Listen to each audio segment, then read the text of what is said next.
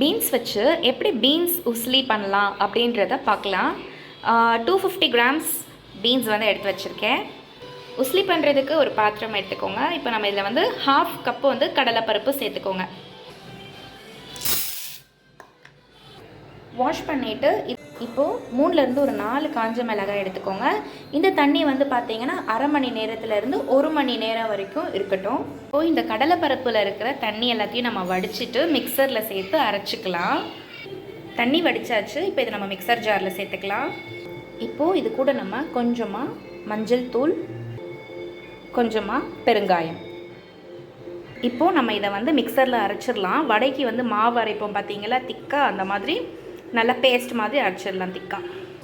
இப்போ இதை வந்து அரைச்சாச்சு. இப்போ வந்து நம்ம வீட்டில் ஆவி கட்டுறதுக்கு பாத்திரம் வச்சுருப்போம். இடியாப்போ சட்டியோ இல்லை இட்லி சட்டியோ வச்சுருப்போம். நான் இட்லி சட்டி வச்சுருக்கேன். தண்ணி ஊற்றி கொஞ்சம் ப்ரீ ஹீட் பண்ணியிருக்கேன். இப்போ இந்த கடலை மாவு இருக்கு இல்லையா, இதை நம்ம வந்து சின்ன சின்ன உருண்டையாக பிடிச்சிக்கலாம். பிடிச்சி நம்ம இதில் வந்து சேர்த்துக்கலாம். இப்போ பார்த்தீங்கன்னா 8 உருண்டை சேர்ந்துருக்கு. இப்போ வந்து நம்ம இதை மூடி போட்டு வேக வச்சிடலாம். இந்த பார்த்தீங்கன்னா எவ்வளோ நேரம் வேக வைக்கணும்னு கேட்டிங்கன்னா ஒரு 10லேருந்து 12 நிமிஷம் வந்து வச்சுக்கலாம். ரொம்ப பெருசாக உருட்டிட்டீங்க, ரொம்ப திக்காக இருக்குன்னா கூட ஒரு 15 நிமிஷம் வச்சுக்கலாம். அதாவது சின்னதாக இருந்தால் 10லேருந்து 12 நிமிஷம், கொஞ்சம் திக்காக பெருசாக இருந்துச்சுன்னா 15 நிமிஷம். ஓகேவா, புரிஞ்சிச்சா? உஸ்லி பண்ணுறீங்க அப்படின்னா பீன்ஸ் வந்து பார்த்தீங்கன்னா ரொம்ப குட்டி குட்டியாக நீங்கள் வந்து நறுக்குனா தான் நல்லாயிருக்கும். நான் வந்து குட்டி குட்டியாக நறுக்கிட்டு நல்லா வந்து இப்போது 2 விசில் வச்சு எடுத்திருக்கேன். ஸோ பார்த்தீங்கன்னா ரொம்ப நல்லா வெந்திருக்கு. இப்போ ஒரு பேன் வச்சுக்கோங்க. ஆயில் ஊற்றிட்டு கொஞ்சமாக கடுகு, சோம்பு சேர்த்துருக்கேன். இப்போ இது கூட நம்ம பெருங்காயமும் இடித்த பூண்டும் சேர்த்துக்கலாம். பருப்பு வாய்வுன்றதுனால தான் நம்ம இந்த பெருங்காயமும் பூண்டும் சேர்த்துக்கிறோம். பூண்டு சேர்த்துக்கலாம். கருவேப்பிலை. பீன்ஸ் வேக வச்ச தண்ணி வந்து வேஸ்ட் பண்ணிடாதீங்க. இதில் வந்து நீங்கள் ஒரு கிளாஸில் ஊற்றி ஒரு சூப் மாதிரி குடிச்சிடுங்க. இப்போது இந்த தாளிப்பம் எல்லாமே வந்து பார்த்திங்கன்னா நல்லா வந்து பொரிஞ்சிருச்சு. இப்போ நம்ம வந்து வேக வச்ச பீன்ஸ் சேர்த்துக்கலாம். நம்ம இப்போ தாளித்தோம் இல்லையா, இந்த பீன்ஸை ஒரு முறை மிக்ஸ் பண்ணிவிடுங்க. அது கூட நம்ம வேக வச்ச உருண்டை வந்து வெந்துருச்சு. இதை ஒரு பிளேட்டில் வச்சு ஆற வச்சிடலாம்.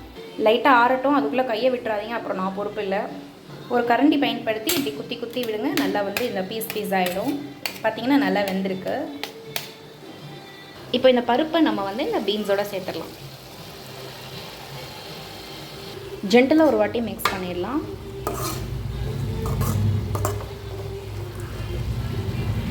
பொரியலுக்கு தேங்காய் பூ போடணும். அப்போ ருசி இன்னும் கூடுதலாக இருக்கும்.